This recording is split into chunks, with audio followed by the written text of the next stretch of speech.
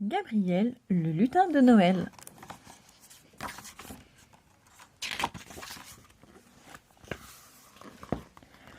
Comme tous les enfants lutins, Gabriel rêve de suivre le Père Noël dans sa tournée, la veille du grand jour de l'année.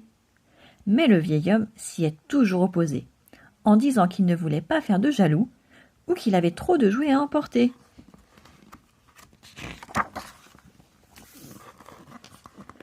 Pourquoi faut-il attendre d'avoir une barbe blanche pour distribuer les jouets ? Se demande le petit lutin en plissant ses yeux malins. Bon, d'accord, je ne suis pas bien haut, mais moi aussi j'ai un traîneau. Alors pourquoi tarder ? Quand on a un rêve, il faut le réaliser. Autrement, on sait ce qui arrive. On en parle pendant des mois, on en parle pendant des années, et puis un beau jour, on n'en parle plus. Si tu es pressé d'aller quelque part, lui souffle son ami le lièvre des neiges, n'oublie pas que je cours plus vite que les reines du Père Noël. Décidé enfin à faire le grand voyage, le lutin prépare son attelage. Avec son harnais rouge parsemé de clochettes, le lièvre des neiges a fière allure. Surtout, n'oublie pas ta hotte, Gabriel. Ce serait dommage que la fête soit gâchée. Ma hotte est pleine. La fête ne sera pas gâchée, lui répond le petit lutin en s'installant sur son siège. Allez, cours, cours! De joie, le lièvre secoue son collier et part à fond de train sur la piste enneigée. Le décollage est si rapide que Gabriel est projeté à l'arrière du traîneau. Il se cramponne du mieux qu'il peut, se blottit contre les jouets, laissant seulement dépasser sa petite tête pour voir les sapins défiler au-dessous de lui. Passé la peur du décollage, le petit bonhomme s'enthousiasme.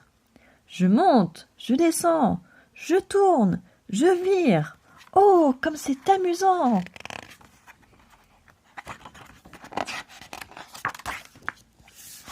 Soudain, apparaissent au loin les lumières d'un village.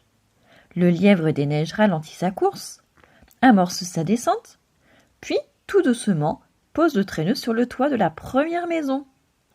« Attends-moi là sagement, je n'en ai pas pour longtemps, » lui dit Gabriel, les bras chargés de jouets.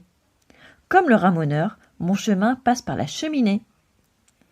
Arrivé au pied du sapin, le lutin y dépose ses cadeaux, puis remonte en vitesse, et ainsi de suite de village en village, de maison en maison. Mais brusquement, le temps change. Un gros nuage noir apparaît et couvre rapidement tout le ciel. Puis un vent froid, aussi tranchant que la glace, se met à souffler. « Mais c'est une vraie tempête, à culbuter un jeu de quilles !» s'écria le lutin, juste avant de basculer dans le vide. « Au secours !» Heureusement, plus de peur que de mal.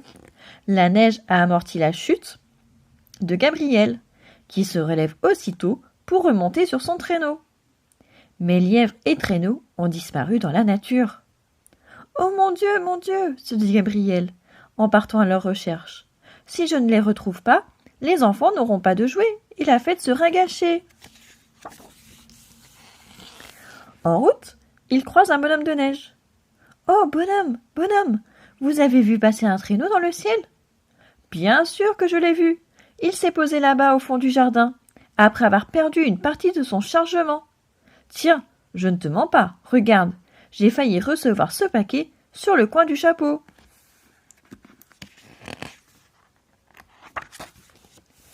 « Mais ce sont mes cadeaux !» s'écrie Gabriel. « Regarde, en voilà un autre !» s'exclame le bonhomme de neige. « Et là encore deux !»« Nom d'une pipe, il y en a partout !» Le petit lutin virevolte, en proie à une grande excitation. Il court de droite à gauche, ramasse un à un les cadeaux et file jusqu'au fond du jardin, où l'attend sagement le lièvre des neiges. « La tempête s'est calmée, » dit le lutin. « Nous pouvons reprendre notre tournée. »« Je peux venir avec vous ?» demande le bonhomme de neige. « J'ai toujours rêvé de voyager. »« Mais bien sûr !» répond Gabriel en lui faisant signe de monter.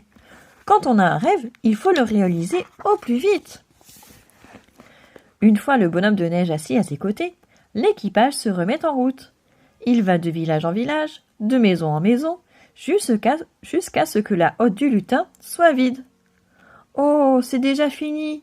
gémit Gabriel. « L'heure du retour a sonné. » Drélin, drélin, drélin.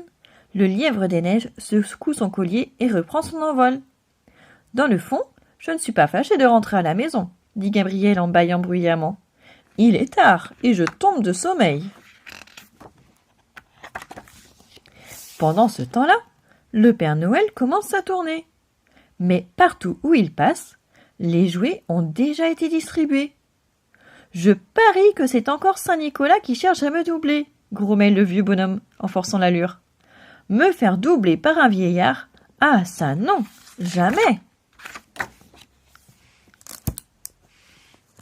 Et c'est fini.